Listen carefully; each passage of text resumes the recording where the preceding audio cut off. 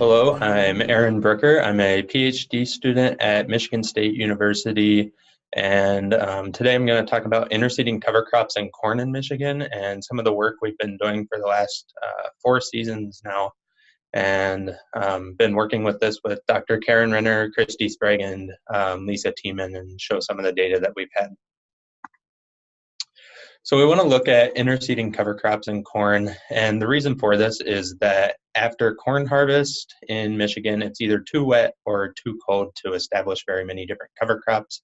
You might get a cereal rye or something like that, but most of your cover crop species are going to be pretty limited. And the other thing is that we might have a longer period to benefit from these cover crops if they're in the ground, say in June. Can we get some more benefit from the cover crops versus if we're seeding in September or even following corn harvest? So this interseeding research is not alone. We're not the only ones doing this. So there's a lot of interest in this practice right now, especially across the Northeast and Northern Midwest. So places like Minnesota and Wisconsin, Canada, and then Maryland, New York, and Pennsylvania. There's been a lot of research to come out of those areas as well. And so that's just to highlight that a lot of folks are interested in this practice right now, and we're trying to get some research behind it to determine what the best practices are for doing this. So the objectives of my research are to determine which cover crop species can be interseeded at which corn growth stages, to determine interseeded cover crop effects on corn grain yield, and then determine which pre and post residual herbicides can be applied if we're going to interseed these cover crops. So if we're interseeding at V3 or V6, can we do that after a pre or post emergence herbicide has been applied? So to talk about the first objective, the establishment of annual ryegrass, tillage radish, and crimson clover at the V1 through V7 corn growth stages. So we conducted this research at multiple sites throughout the state in Michigan. So 2 of those were small plot research sites at Michigan State and at the Saginaw Valley Research and Extension Center in 2015, 2016, and 2017 at the East Lansing site, and then in 2017 only at the Saginaw Valley site. And then we had a lot of on-farm locations in 2016 only for this research. The different species we looked at were annual ryegrass, tillage radish, and crimson clover. And we looked at 15 pounds of annual ryegrass, 8 pounds per acre of tillage radish, and 15 pounds per acre of crimson clover. For our interseeding timings, we looked at a large variety of interseeding timings early in the corn growth stages, so from V1 to V6.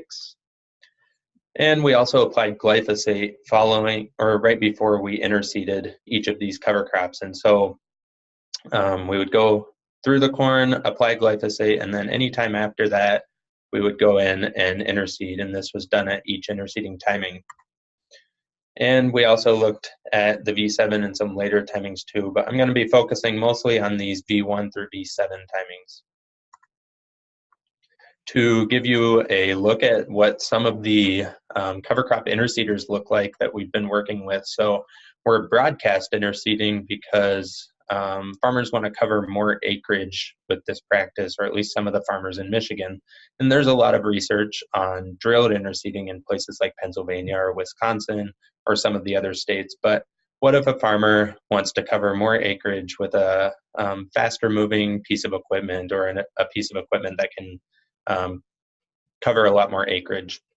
So on the small plots, I'm just simply using a Scott's hand spreader, but on the on-farm sites, we have anything from a 6-row interseeder all the way up to a 40-row interseeder that spans 100 feet, and these are typically modified spray rigs. So just to look at cover crop density at corn harvest. So after we've interseeded these cover crops, what do they look at right before we harvest? Look like what right before we harvest the corn? So these are presented as a final density as a percentage of what we seeded. And so annual ryegrass is shown in the blue, tillage radish in the orange, and crimson clover in the yellow here. And you can see that annual ryegrass and tillage radish typically had pretty good emergence compared to the crimson clover. One thing that you will notice is we're never getting much higher than 15 or 20% emergence, and that's due to this broadcast interseeding method where we're really relying on rainfall to get establishment of these cover crops. So that's one of the considerations when doing this practice. So kind of the conclusions, I'm just kind of giving you a broad spectrum of what we're doing here. All cover crops emerged at all timings in all site years that we looked at. Annual ryegrass and tillage radish were always had higher emergence compared with the crimson clover, and were generally just more successful species. And you can see that when you look at these pictures. So in 2015, when we did this research, if you remember 2015, there was a lot of timely rain and we had really good emergence. So the annual ryegrass there on the top left and the top center, there's the tillage radish. But the crimson clover, like I've said, just emerges and gets kind of spindly and doesn't really do well under the corn canopy. And then in 2016, if you remember, that was a really dry year with a lot of drought throughout the state. And you can see the annual ryegrass and tillage radish densities are very reduced compared with the 2015. And the crimson clover looks pretty similar, really, and really wasn't successful in any environment. Moving on, we wanted to look at the competitiveness of annual ryegrass, tillage radish, and crimson clover with the corn. As corn competition is really important with this system, we don't want to lose grain yields, or else this isn't something farmers are going to do. So when we look at our interseeding timings from V2 through V7 and compare those to the weed-free bar, which is on the right in the orange, and the weedy bar, which is in the darker red-brown on the right, you can see that compared with plots that we kept weed-free, we didn't see a reduction in yield at any of these timings versus the weedy plot where we did have a little bit of a grain yield reduction. And similarly, when we look across timings, or look across the different cover crop species, we see the same thing.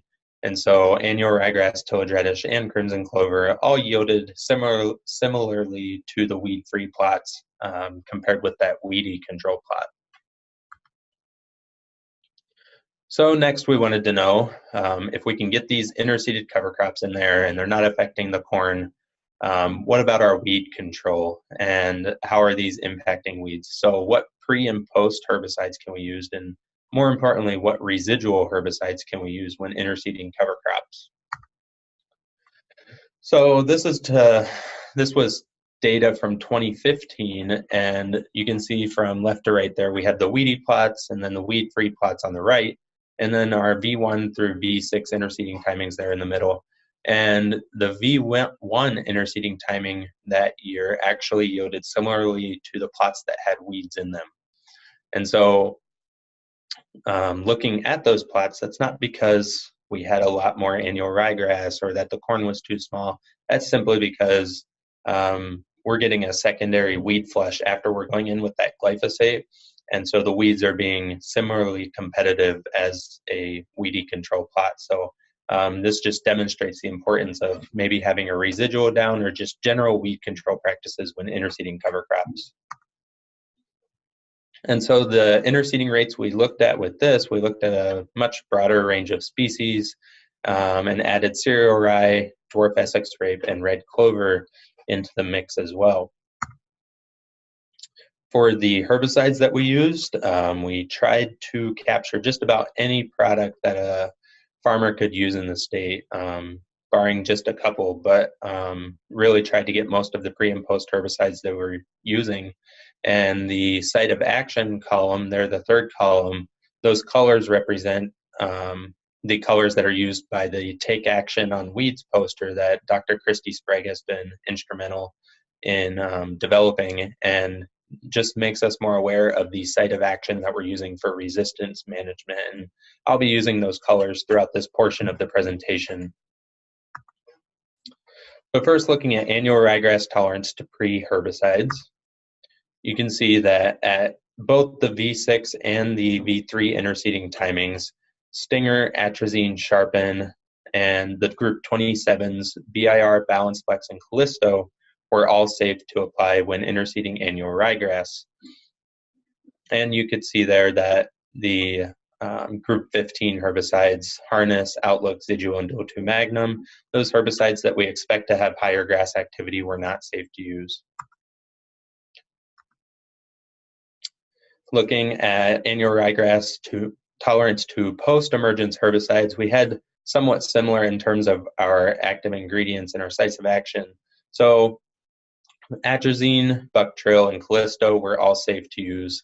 You can see we have a lot of variability, but as we get over to the right side of the screen here with Armazon Pro, Caprino, Halex GT, and our tank mixtures, some of these contain group 15 herbicides.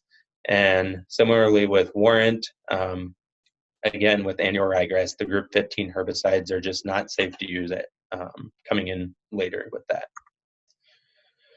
So moving on to tillage radish tolerance to pre-emergence herbicides, we actually had an interaction when we looked at the V3 versus the V6 timing. So what that means is that at the V3 timing, Stinger, Atrazine, Sharpen, and BIR were all safe. So you can apply your pre-emergence herbicide, come in at V3, and following these herbicides with tillage radish, and you shouldn't have too much of an issue. But if you wait longer till V6, some more herbicides were safe. So Harness, Outlook, Balance Flex, and Callisto all became safe as well. And so just waiting a little bit longer gives time for some of these residual herbicides to break down and potentially interseed a cover crop a little bit later. Looking at tillage radish and post-emergence herbicides, we didn't see an interaction with our interseeding timings, and we really didn't see any herbicides that we know for sure are safe. Bucktrill and Impact or Armazon were our herbicides that we're fairly certain that are safe. And then looking at atrazine here or any mixtures that contained atrazine, those were relatively unsafe to use. So what species can I interseed? So concluding this section, annual ryegrass and tillage radish kind of emerged at each interseeding timing, and annual ryegrass and tillage radish had greater emergence in biomass than crimson clover. And one thing I'll point out, interseeding later can help with weed control, but we only saw that with the tillage radish. Do interseeded cover crops reduce corn yield? No, cover crops did not reduce corn yield at any interseeding timings, but we need to be careful with our weed control, and that's why we looked at those herbicides. And so what are our herbicide options? So for annual ryegrass, pre-Balance Flex could control some weeds, or atrazine, Balance Flex, BIR, Callisto, Sharpen, Stinger, and some post options can be used to control broadleaf weeds. And then for tillage radish, group 15 herbicides, Zidua, and post-emergence Warrant could be applied to control some grass weeds. And pre-atrazine and post-impact can be used to control some broadleaf species. And then only Sharpen was safe to use with all the species we looked at. One thing that I'll add is if you remember back when I was talking about some of the methods and the species we were using, we actually had pretty poor emergence of a lot of those other species. So the crimson clover, red clover, cereal rye, and dwarf Essex rape, we just don't have enough data yet to be able to confidently make recommendations on those. And with that, I'd like to thank you, and thank you for listening to this presentation.